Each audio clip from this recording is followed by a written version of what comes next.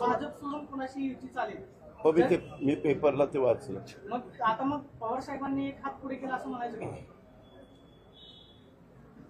नाही, पवार साहेब इतकी मोठी व्यक्ती आहे, इतका त्यांना प्रचंड मोठा अनुभव आहे राजकीय क्षेत्रातला, आणि नेहमीच सगळेजण त्यांच्याकडे आदराने बघतात. म्हणजे सर्वच राजकीय पक्ष. आम्ही आता देवेंद्रजी वगैरे पण ज्यावेळेस बोलत असताना आम्हाला ते जाणवतं. परवा पण कोल्हापूरच्या कार्यक्रमामध्ये आपल्या बाळासाहेब जाधवांचा कार्यक्रम झाला, तेव्हा पण मी सगळं बारकाईनं, तुम्ही जसं बारकाईनं बघता तसं मी बारकाईनं बघत पण होतो, ऐकत पण होतो.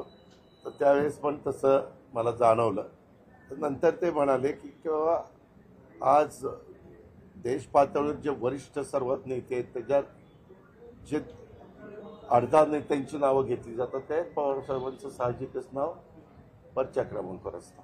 पण दादा, तुमची इच्छा आहे का साहेबांच्या सोबत जायची स्थानिक स्वराज्य संस्था? मी तुम्हाला सांगितलं ना, बुधवारी त्याच्या संदर्भामध्ये शेवटी लोकशाहीमध्ये आमचे कार्यकर्ते काय, बहुमतांचं काय मत आहे ते फक्त जाणून घेऊन त्याच्याबद्दलचे निर्णय होतात. आणि मी मागं काही वेगवेगळे दाखले पण दिलेले. इतक्या लवकर त्याबद्दलचं मत व्यक्त करणं फार घाईचं ठरेल. तुम्ही बोलवलं होतं, 2 महिला नेत्यांचा वाद गेल्या अनेक दिवसापासून चालू आहे, चाकणकर वर्सेस ठोंबरे. ठोंबरेंनी तर आंदोलन देखील केलं की राजीनामा द्या. त्या वादावर कसं पडदा टाकला? नाही, त्या वादावर मला नंतर असं कळालं की त्या दोघींनी पण एकमेकाच्या विरोधामध्ये कंप्लेंट केलेली. तर माझी आज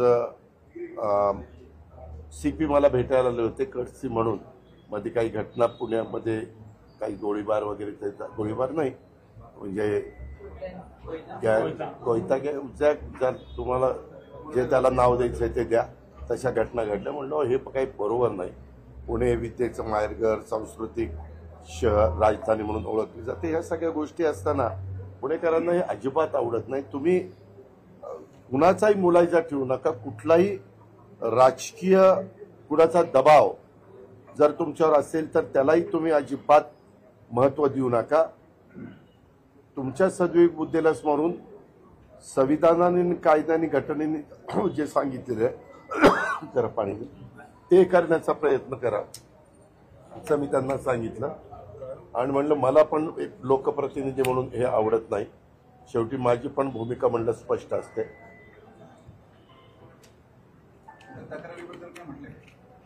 त्यावेळेस मला ते तक्रारीबद्दल म्हणले दोघांच्याही क्रॉस कंप्लेंट आले. म्हणलं त्याच्यामध्ये एखाद्या लेडी ऑफिसर जरा इम्पार्शियल, म्हणजे चांगल्या पद्धतीने, प्रत्येकाची एक प्रतिमा असते ना, चांगल्या अधिकारी, सगळे चांगले अधिकारी असतात पण त्यातल्या त्यात चांगले जे महिला अधिकारी असतील तिला त्यांचा तपास करायला द्या. कारण दोघी वेगवेगळे सांगतात, दोघींच्याकडे वेगवेगळे व्हिडिओ, दोघींच्याकडे वेगवेगळे सोशल मीडियामध्ये एकमेकाला ट्विट केलेलं असं काही काही बरंच आहे. त्याच्यामुळं ज्यावेळेस दोन्ही महिलांच्याकडनं हे असं ऐकायला मिळतं आणि पोलीस कंप्लेंट ऑलरेडी झालेली आहे. सहसा माझा स्वभाव असा आहे की ज्यावेळेस पोलीस कंप्लेंट होते त्यावेळेस पोलिसांचं काम आहे नीटपणे तपास करणं, नीटपणे चौकशी करणं आणि काही फॅक्ट आहे ती समोर आणणं. तर ते म्हणले ठीक आहे, मी तसं लक्ष घालतो. म्हणलं बुधवारपर्यंत आम्हाला सांगितलं तर बरं पडेल. गेले 2 दिवस एक वाद सुरू होता. तुम्ही काल मुंबईत बोललात त्याच्यावर, पण आता पुण्यात आलात, त्या वादावरून बऱ्याच चर्चा सुरू होत्या. काल तुम्ही पडदा टाकायचा प्रयत्न केला, व्यवहार रद्द होईल.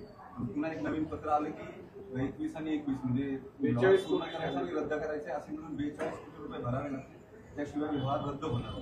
मग आता ह्याबद्दल मला पण तुम्ही म्हणता अशी मागाशी कुणीतरी बातमी दिली.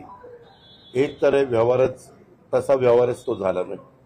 खरं तर त्याचं खरेदी खतच व्हायला नको होतं. ती कागदपत्र ज्यावेळेस बघितली ना त्यावेळेस रजिस्ट्रारनी त्याचं खरेदी खतच नोंदणीच कशी केली तेच कळत नाही.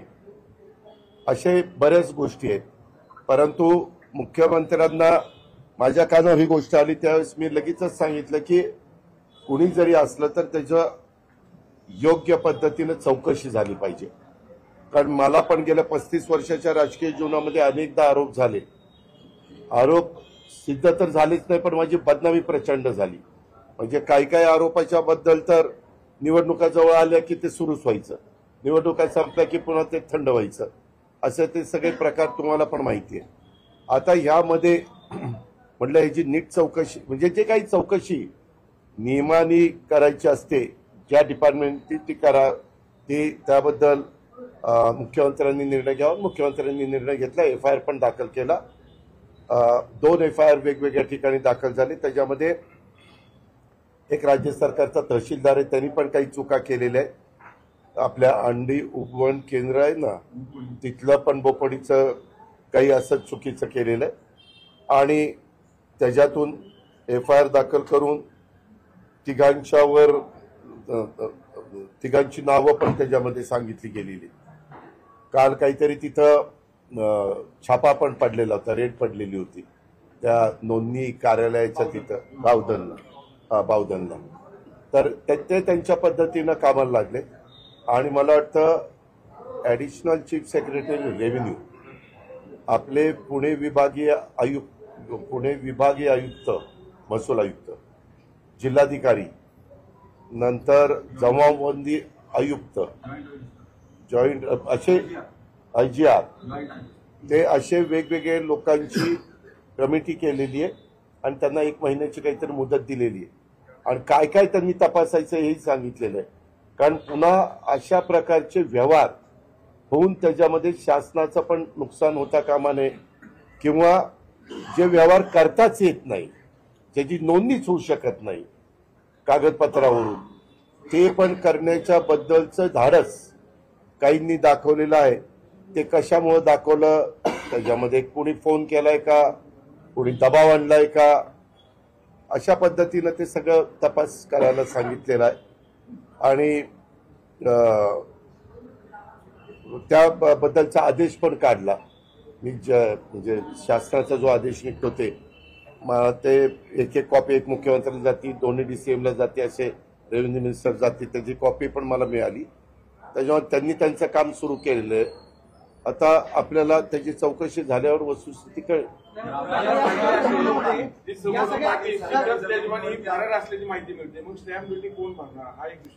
अरे होय ना बाबा, पहिल्यांदा जो कागदच होण्याचं कारण आहे ज्याच्यात 1 रुपया पण दिला गेलेला नाही, 1 रुपया पण दिला गेलेला नाही आणि तो कागद होऊ शकत नाही, अशा या सगळ्या गोष्टी आहेत. तरी तो कागद केला गेलाय आणि तो आता केला गेलाय तर तो ग्राह्य धरला तर तो रद्द करण्यात आलाय. अशा त्या सगळ्या कॉम्प्लिकेटेड झालेले. आता हे झाल्यानंतर कुठल्या विभागांनी काय कळवायचं ते कळवलेलं आहे. आता त्याच्या संदर्भामध्ये हा पण एक चौकशीचा भाग आहे. कदाचित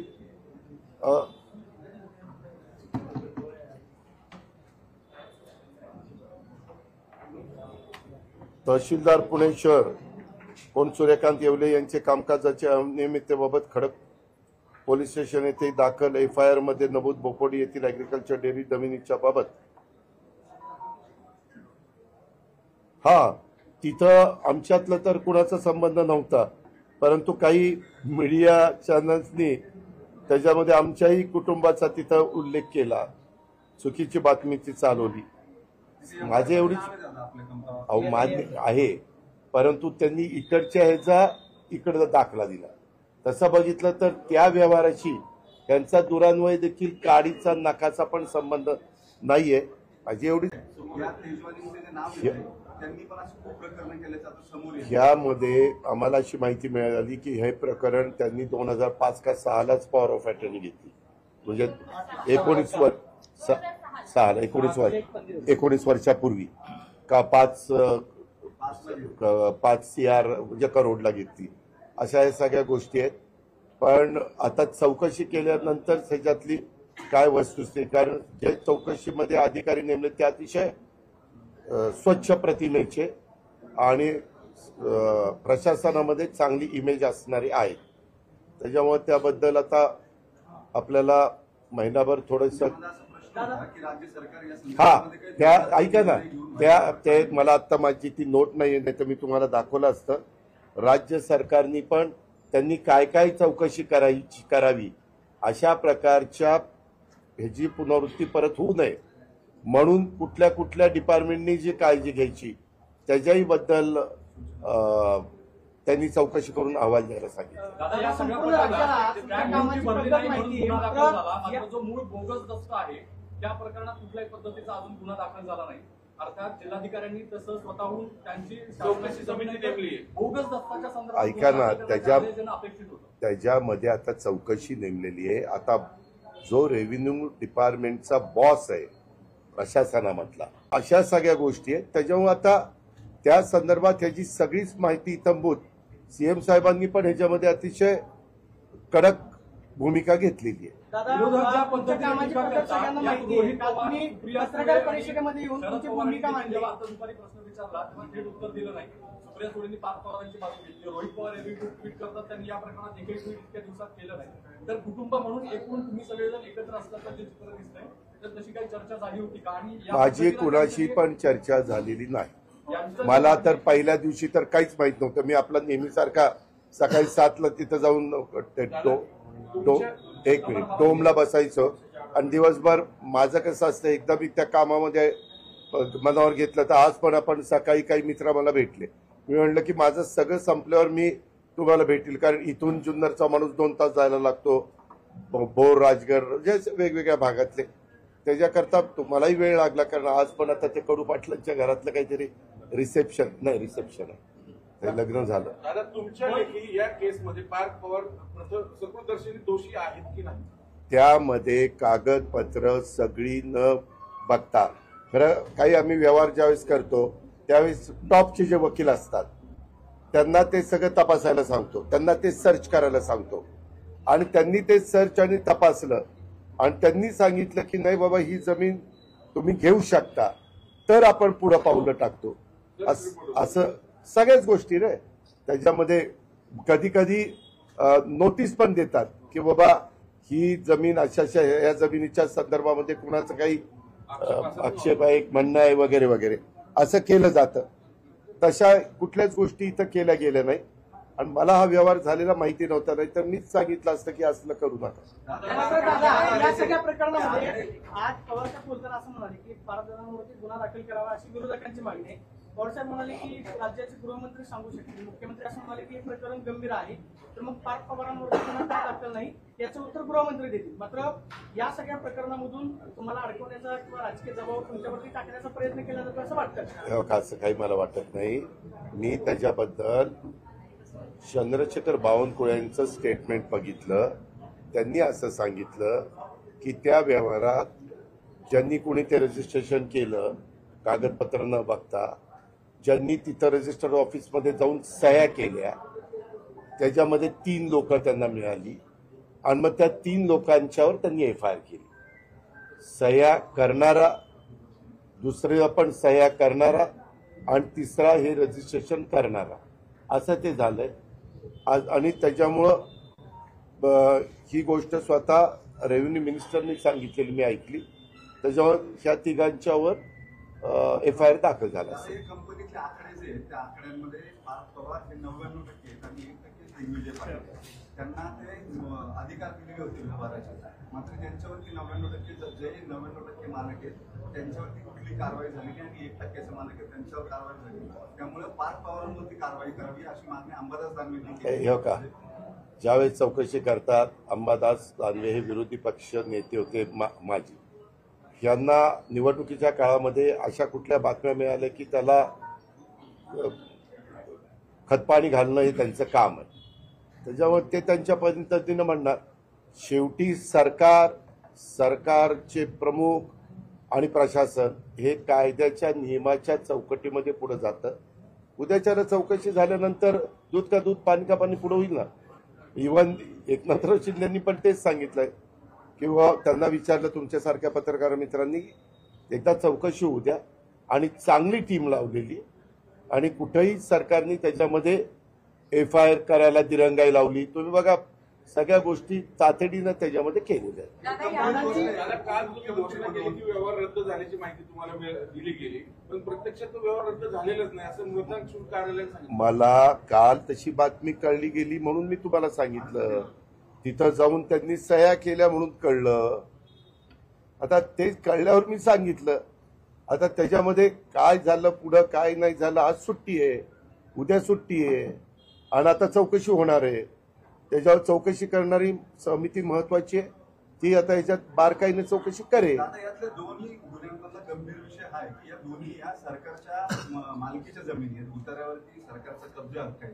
बोपडीच्या जमिनी आणि अजूनपर्यंत तो व्यवहार झाला त्यांना तो जमिनीत हे पण मिळालं नाही, इतर हक्कांमध्ये पोझिशन पण मिळालं नाही आणि त्यांना तिथं जाताही आलेलं नाही. एक पोझिशनचा प्रयत्न झाला होता माझ्या मेमध्ये. पोझिशन झालंय का? नाही, पण प्रयत्न झाला होता. प्रयत्न झाला होता. प्रयत्न अंती परमेश्वर. परंतु मला ते आज पोझिशन नाही एवढंच मला माहिती. सरकारी जमिनी हो, तू म्हणतोय ते बरोबर आहे. त्याच्यामुळं आपला सरकारचा जो रजिस्टर आहे, रजिस्टर ऑफिसचा जो ऑफिसर आहे, त्यांनी ते थांबवायला पाहिजे होतं ना. असे तर व्यवहार होताच का म्हणून. सरकार म्हणून उपमुख्यमंत्री म्हणून तुम्ही अशी श्वेतपत्रिका काढणार आहात गेल्या कित्येक वर्ष त्यामध्ये एकदा आमचा अहवाल येऊ द्या. मुख्यमंत्र्यांच्या आदेशाने ते आदेश निघाले. 1 महिना कळ काढ म्हणजे मग आपल्याला अहवाल येईल. अरे बाबा तेच त्याच्यात आता माझ्याकडे नाही रे ती नोट आहे का रे कुणाकडं यंदा त्याच्यामध्ये घातलेत. त्यांनी काय तपास करून काय त्यांच्याकडनं अपेक्षा आहे त्याच्यात तुम्ही म्हणताय तेही घातलंय. पुन्हा अशा प्रकारच्या जमिनी असणाऱ्याचं खरेदी किंवा काही होऊ नये म्हणून काय खबरदारी घेतली गेली पाहिजे असं त्याच्यामध्ये सांगितलेलं. आता माझ्याकडे नाही ना, तर मी तुम्हाला लगेच. दादा ह्या केसमध्ये मोडस ऑपरेटी अशी आहे, त्या प्रॉपर्टीवर भूमी अभिलेखकडे जायचं, नावं चढवायची इतर हक्कातली, ती चुकी याच्यात आणायची, नावं चढवून मग खरेदी करायचं आणि ताबा मारायचा. हे लिटिगेशन एक टोळी आहे बेसिकली, अनेक टोळ्या आहेत. थांबण्यासाठी तुम्ही म्हणताय ते माझ्याही कानावर आलेलं आहे. म्हणूनच मी पुन्हा पत्रकार मित्रांनो आपल्याला सांगतो की ह्या संदर्भामध्ये हे जे काही आहे त्याच्यात नक्की विकास खारगे आणि त्यांची टीम ह्याचाही नक्की तपास करतील. मी पण त्यांची भेट झाल्यावर सांगतो की बाबा अशा पद्धतीनं मला पत्रकार परिषदेमध्ये अभ्यासू पत्रकारांनी फार खोलात जाऊन हे प्रश्न विचारलेले आहेत. त्याच्यावर आणि ते खरोखरच मी तुमचं कौतुक करतो. हे उद्याच्याला राज्याच्या पण हिताचे आहेत. आपला टॅक्स जो असतो तो टॅक्स पण बुडता कामा नये. परंतु कारण नसताना हे जे काही मोडस ऑपरेटी चालते ते पण बंद झालं पाहिजे. त्याच्यामध्ये एक असे वेगवेगळे पोलिसांची मदत घेतली जाते, सगळ्या गोष्टी होतात. म्हणूनच त्याचे पण चौकशी. हा बरं झालं हे का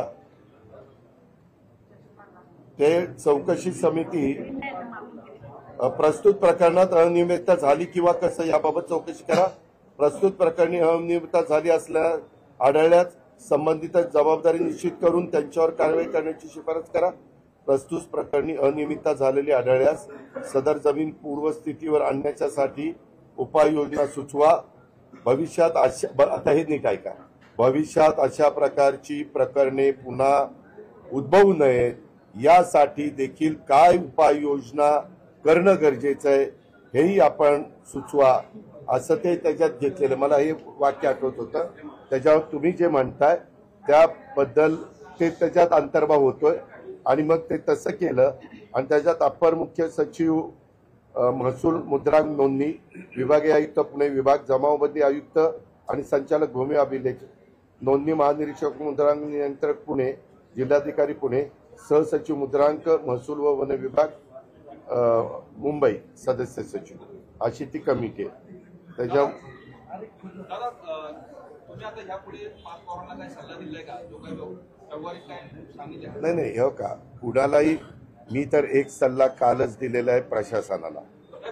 ऐका ना बाबा की बाबा इथून पुढं माझ्या जवळचे लांबचे कुणी नातेवाईक अशा पद्धतीनं काही गैरव्यवहार करत असतील किंवा चुकीचं करत असतील किंवा कुणाच्या सांगण्यावरून त्यांच्याकडनं चूक घडत असेल आणि ती तुमच्या लक्षात येत असेल तर ते अजिबात करत जाऊ नका. त्याच्यामध्ये अजिबात कुणाच्या दबावाला घाबरू नका. मी कालही नियमावर बोट ठेवून चालणारा एक कार्यकर्ता होतो, आजही आणि उद्याही राहणार आहे. मी असल्या कुठल्या गोष्टीचं कधीच आयुष्यात समर्थन करणार नाही. मला ते पटतच नाही. एक थांब रे, एक थांब जरा तुझं. आणि हे सगळं होत असताना ह्यामध्ये मी पार्थला, माझं काल काय झालं, माझे काल पण उशिरापर्यंत सगळे कार्यक्रम चालले आणि तिथून मी डायरेक्ट निघालो आणि इकडं आलो. पार्थ मुंबईमध्ये, मी उद्या रात्री मुंबईत जाणार आहे. परंतु मी मुंबईत गेल्यावर त्याला सांगणार आहे की हे जे काही प्रकरण झालं, हे प्रकरणावरून काही गोष्टी तुम्ही लोकांनी पण शिकल्या पाहिजेत. कारण माणूस अनुभवातनं नवीन नवीन शिकण्याचा प्रयत्न करतोय, त्याची सुरुवात आहे.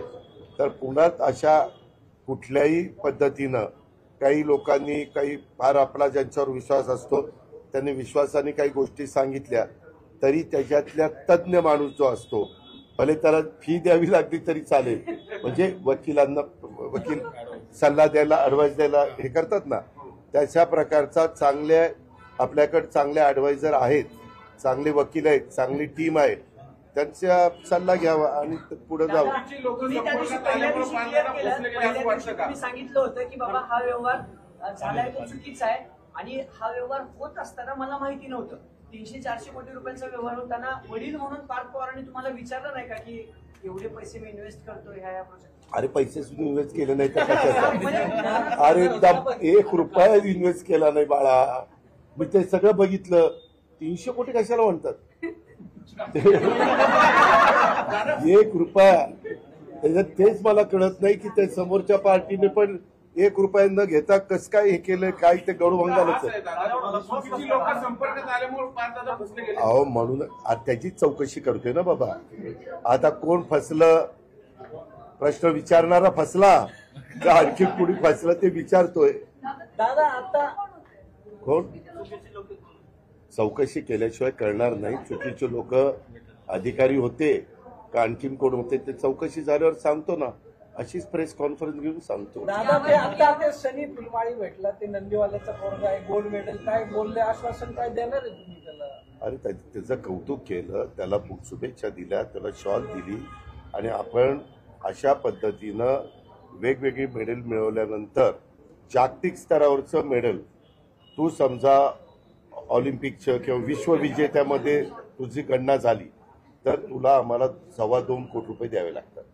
परवा 3 मुलींना आपल्या ज्या भगिनी होत्या, ज्यांनी खरोखरीच जगामध्ये आपल्या देशाचं नाव उज्ज्वल केलं आणि बरेच वर्षाचं आपल्या भारतीयांचं स्वप्न होतं की महिला क्रिकेट टीमनी वर्ल्ड कप जिंकावा, त्यामध्ये आपण काल त्यांना कालच दिलं 2.25 कोटी रुपयाचे चेक दिले. RTGS त्यांच्या अकाउंटला पण झालं. त्यांच्या प्रशिक्षण देणाऱ्यांना 20 लाख का काहीतरी रुपये दिले. तसं ह्यांनी कुठलं पारितोषिक जिंकलं, आज शनिवार रविवार आहे, मी माझ्या ऑफिसला सांगितलं सोमवारी चौकशी करा आणि तोही एकदम ह्याच्याच मतदारसंघातला आहे, गरीब आहे, पालामध्ये राहणार आहे, पालामध्ये.